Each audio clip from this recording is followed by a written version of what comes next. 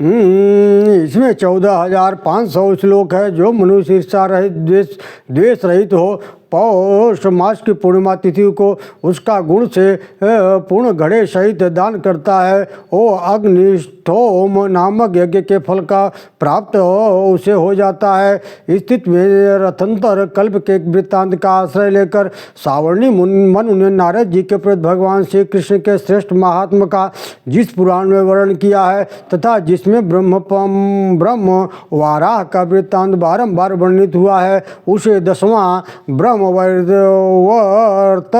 पुराण कहते हैं। 18 सहस्र श्लोक इसमें हैं। जो मनुष्य माघ मास में पूर्णिमा तिथि को ब्रह्मवर्त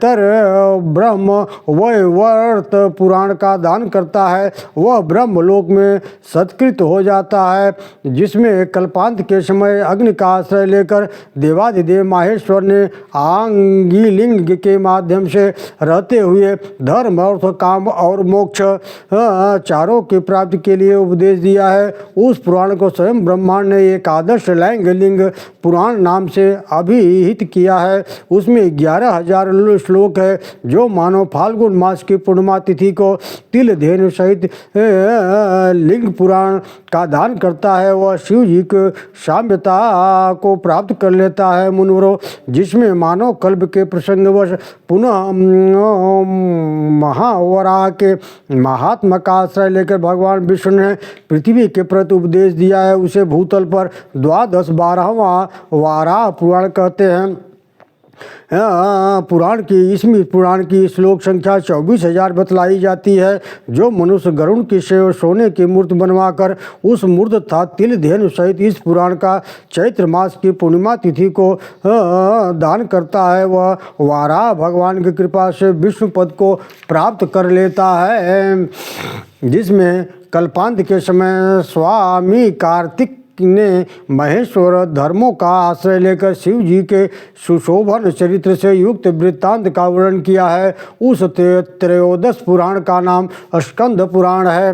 वह मृत्युलोक में 81,100 श्लोक बताया जाता है। जो मनुष्य उसे लिखकर इस पुस्तक का स्वर्ण निर्मित त्रिशूल के साथ सूर्य के मीन राशि पर आने पर प्रायः चैत्र मास में दान करता है, वह शिव पद को प्राप्त कर लेता है, जिसमें ब्रह्मा ने त्रिविक्रम के महात्मा का आश्रय लेकर त्रिवर्णों का वर्णन किया है, उसे चतुर्दश 14वां वामन पुराण कहते हैं। इसमें 10,000 श्लोक है। यह कूर्म कल्प का अनुगमन करने वाला तथा मंगल प्रदाता है। जो मानव शरतकालीन विषुवयोग 18 सितंबर के लगभग दिन रात के बराबर होने वाला तुला संक्रांति में इसका दान करता है, वह विष्णु पद को प्राप्त कर लेता है, जिसमें कूर्म रूपी भगवान जनार्दन रसातल में इंद्र दुम्न की कथा का प्रसंग में इंद्र के निकट धर्म, अर्थ, काम और मोक्ष महात्मा का ऋषियों के प्रति वर्णन किया है, उसे पंचदश कूर्म को पुराण कहते हैं। यह लक्ष्मी कल्प के संबंध रखने वाला है। जो मनुष्य कूर्म पुराण का दान करता है, उसे 1,000 गोदान करने का फल प्राप्त हो जाता है। मुनिवरों, जिसमें कल्प के आरंभ भगवान जनार्दन मत्स्य रूप धारण करके मनु के प्रति श्रुतियों, प्रवृत्तियों और नृसिंह अवतार के वृत्तांत का आश्रय लेकर 7 कल्पों के वृत्तांतों का वर्णन किया है, उसे खोडश मत्स्य महापुराण कहा जाता है, जिसमें 14,000 श्लोक हैं। जो मनुष्य विषुव योग में स्वर्ण निर्मित मत्स्य दुधारू गौ के साथ दान करता है, इस पुराण का पृथ्वी के दंड संपन्न हो जाता है, उसे संपूर्ण पृथ्वी का दान का फल प्राप्त होता है। भगवान श्री कृष्ण ने गरुड़ कल्प के समय विश्वान ब्रह्मांड में गरुड़ की उत्पत्ति वृत्तांत का आश्रय लेकर उपदेश दिया है, उसे इस सप्तम लोक सही लोक में सप्तदश 17वां गरुड़ पुराण कहते हैं। उसे भूतल पर 19,000 श्लोक इसमें कहा गया है। जो पुरुष स्वर्ण निर्मित हंस के साथ इस गरुड़ पुराण का दान करता है, उसे मुख्य सिद्धि प्राप्त होती है, वह शिवलोक में निवास करता है। जिसमें ब्रह्मा ने पुनः ब्रह्मांड के महात्म का आश्रय लेकर वृत्तांतों का वर्णन किया है, जिसमें भविष्य कल्पों का भी विस्तार पूर्वक वर्णन सुन कहा गया है। उसे ब्रह्मा ने अंतिम अष्टादश 18वां ब्रह्मांड पुराण कहा गया है। यह ब्रह्मांड पुराण 12,200 श्लोकों वाला है, जो मानव व्यतिपात नामक योग में पीले रंग के 2 ऊनी वस्त्रों के साथ इस पुराण का दान करता है, उसे 1000 राजसूय यज्ञ के फल की प्राप्ति होती है। उसी ब्रह्मांड पुराण को यदि स्वर्ण निर्मित गौ के साथ दान किया जाए तो ब्रह्मलोक में प्राप्त रूपी फल को प्रदाता बन जाता है। ऋषियों, अब मैं उस पुराण का उप पुराणों का वर्णन कर रहा हूँ जो लोक में प्रचलित है।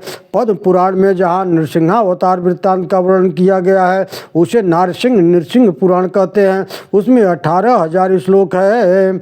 उसे लोग नंदी पुराण के नाम से भी पुकारते हैं।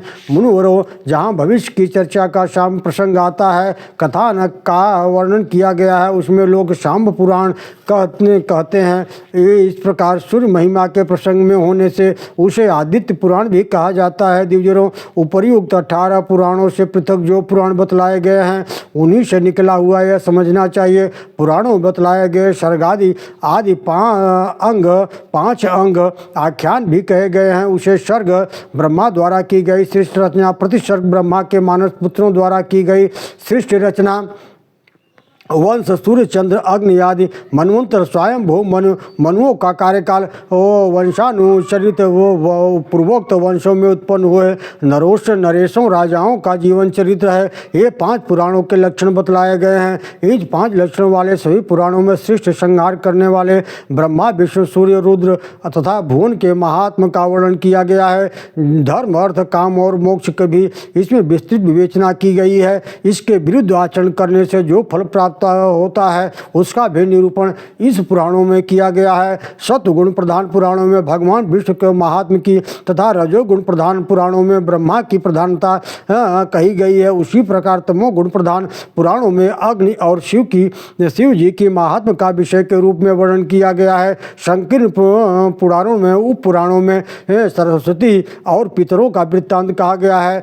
सत्यवती नंदन व्यास जी ने जिन 18 पुराणों की रचना करके इनके कथानक को समन्वित कर संपूर्ण महाभारत नामक इतिहास की रचना की है, जो वेदों के अर्थ से संपन्न है, वह 1 लाख श्लोकों में वर्णित है। महर्षि वाल्मीकि ने जिस उत्तम रामोपाख्यान रामायण का वर्णन किया है, इसी को पहले 100 करोड़ श्लोक में विस्तार करके ब्रह्मा ने नारद जी को बतलाया था। नारद जी ने उसे लाकर वाल्मीकि जी को प्रदान किया। वाल्मीकि जी ने धर्म, अर्थ और काम के साधन स्वरूप उस रामायण का लोकों में प्रचार किया। इस प्रकार ये 5.25 लाख श्लोक मृत्यु लोक में प्रचलित बतलाए गए हैं। विद्वान लोग इन पुराणों पुरातन कल्पनाओं कथाएं मानते हैं। इन पुराणों का अनुक्रम धन, यश, आयु की वृद्धि करने वाला है। जो इसे पढ़ता अथवा सुनाता है वह परम गति को प्राप्त हो जाता है। यह परम पवित्र और यश का खजाना है। यह पितरों को परम प्रिय है। यह देवताओं में अमृत के समान प्रतिष्ठित है तथा नित्य पुराणों में के पाप का हरण करने वाला है। सज्जनों, इस तरह से श्रीमद् महापुराण के पुराण अनुक्रमण का विधान नामक यह अध्याय यहीं समाप्त होता है। मैं पुनः आप लोगों के बीच में दूसरे किसी अध्याय को लेकर के प्रस्तुत हो रहा हूँ। ओम नमो भगवते वासुदेवाय।